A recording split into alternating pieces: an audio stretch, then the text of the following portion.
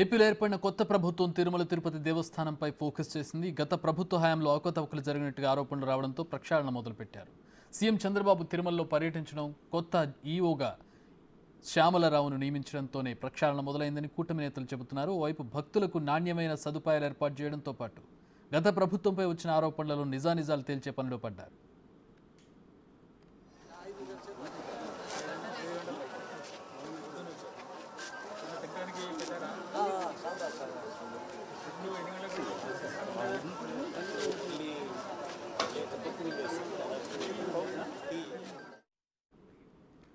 మా ప్రతినిధి దామోదర్ జాయిన్ అవుతూ ఉన్నారు. తిరుమల తిరుపతిలో ఎలాంటి చేంజెస్ తీసుకురాబోతూ ఉన్నారు, ఎట్లాంటి చేంజెస్ కనపడుతూ ఉన్నాయనే దానికి సంబంధించి అసలు ముందు ఎట్లాంటి అధ్యయనం చేస్తూ ఉన్నారు, దీనికి సంబంధించి మరిన్ని వివరాలు అడిగి తెలుసుకుందాం. దామోదర్, తిరుమలకు వెళ్ళేది దర్శనం, ప్రసాదం, ఈ రెండే ప్రధానమైనటువంటి. గతంలో ఈ రెండింటి మీద చాలా ఆరోపణలు, చాలా ఇబ్బందులు పడ్డటువంటి పరిస్థితులు ఉన్నాయి. ఏంటి ఈ విధానాలు, ఏ విధంగా మార్చబోతూ ఉన్నారు, ఎక్కడి నుంచి ప్రారంభించబోతున్నారు? ముందుగా భక్తులకు, సామాన్య భక్తులకు సులభంగా దర్శనం కలిగించడం, వారి ఇబ్బందులు పడకుండా వారికి అన్నప్రసాదాలతో పాటు ఏదైతే స్వామివారి దర్శనాన్ని సంతృప్తిగా కలగజేయడమే తమ లక్ష్యం అంటూ టీటీడీ ఈవో శ్యామలరావు మొదటి మీడియా ఏదైతే బాధ్యతలు స్వీకరించిన తర్వాత జరిగిన మీడియా సమావేశంలో ఆయన తెలియజేశారు. ఆ తర్వాత ముఖ్యంగా ఆయన అదే రోజు నుంచి ఆదివారం సాయంత్రం ఛార్జ్ తీసుకున్నారు. అదే రోజు నుంచి నిరంతర తనిఖీలు చేస్తున్న పరిస్థితి.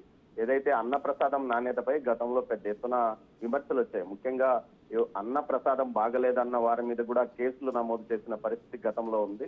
అలాంటి చోట ఆయనే ప్రత్యేకంగా గత 2 రోజుల నుంచి ఉదయం సాయంత్రం అన్నప్రసాద కేంద్రంలోకి వెళ్లి అన్నప్రసాద నాణ్యతను పరీక్షిస్తున్నారు. దీంతో పాటు భక్తుల అభిప్రాయాలను తెలుసుకుంటున్నారు. ఏ విధంగా అన్నప్రసాదాన్ని ఏదైనా మార్పు చేయాలా, లేకపోతే ఎలాంటి చర్యలు తీసుకోవాలంటూ వారితోనే అడుగుతున్నారు. మరోవైపు క్యూ లైన్లు, ఔటర్ క్యూ లైన్లు గతంలో ఎన్నడూ లేని విధంగా క్యూ లైన్ లో ఔటర్ వరకు ఏదైతే శిలాతోరణం వరకు ఏర్పాటు చేసి భక్తులను చాలా అంటే రాత్రి వర్షం వచ్చినప్పుడు చలి గాలికి ఇబ్బంది పడుతున్న పరిస్థితి కూడా ఏర్పడింది. బయట నుంచి పాములు కూడా వచ్చే పరిస్థితి. ఆ ఔటర్ ఏదైతే ఔటర్ లో ఉన్న క్యూ లైన్లను పూర్తిగా మార్చివేసి ఏదైతే తిరుమల లోపల వరకే క్యూ లైన్లు ఉండే విధంగా, ఆలయము చుట్టుపక్కల క్యూ లైన్లు ఉండే విధంగా గతంలో ఏ విధంగా టీడీపీ ప్రభుత్వ హయాంలో ఏ విధంగా క్యూ లైన్లు ఉన్నాయో ఆ విధంగా మార్చాలంటే కూడా భక్తులు విజ్ఞప్తి చేసిన నేపథ్యంలో ఆ దిశగా కూడా ఆయన తన ప్రయత్నాలను చేపట్టాడు.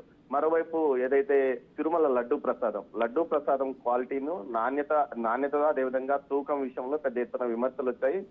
ఓ భక్తుడైతే గతంలో సోషల్ మీడియాలో తూకం తక్కువగా ఉందంటూ ప్రదర్శించి చూపించాడు.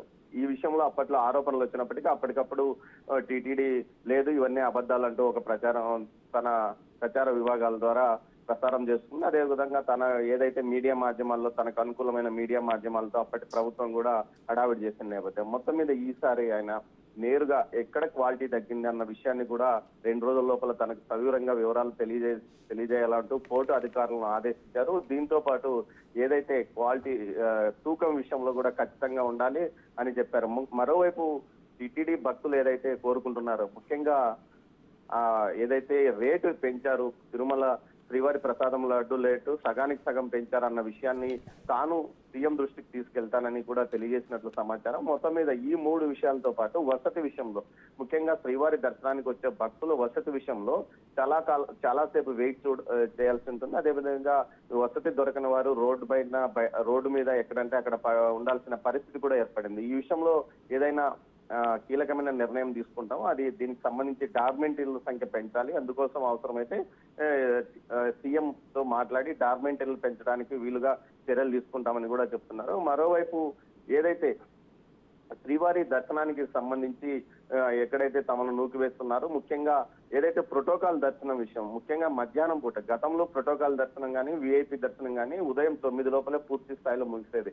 కానీ దాన్ని కాదని ఇప్పుడు ఏకంగా ఉదయం 10 గంటల నుంచి ప్రోటోకాల్ దర్శనం అవుతుంది. మధ్యాహ్నం 1 గంట 2 గంటల వరకు ప్రోటోకాల్ దర్శనం. కీలకమైన సమయంలో ప్రోటోకాల్ దర్శనం జరగడం వల్ల, విఐపీల దర్శనం జరగడం వల్ల భక్తులు చాలా ఇబ్బంది పడుతున్నారు. ఈ విషయాన్ని కూడా చాలా మంది ఆయన దృష్టికి తీసుకొచ్చారు. ఈ విషయంలో కూడా ఖచ్చితంగా ప్రక్షాళన మొదలు పెడదాం. ముఖ్యంగా ఏదైతే తెల్లవారుజామున దర్శనం చేసుకుని ఏదైతే విఐపీలు తెల్లవారుజామున 5 గంటల నుంచి 8, 9 లోపల పూర్తి స్థాయిలో దర్శనం అయిపోతే మిగతా భక్తులు రెగ్యులర్ గా స్వామివారిని దర్శనానికి చేసుకునే విధంగా గతంలో ఉండేది. కానీ ఈ కొంతమంది విఐపీలు తాము పైన బస్ చేయలేము, బయట నుంచి 8:30, 9 గంటలకు విమానాల్లో నేరుగా వస్తాము, తమకు 10 గంటల సమయంలో దర్శనాలు కల్పించాలంటూ అప్పట్లో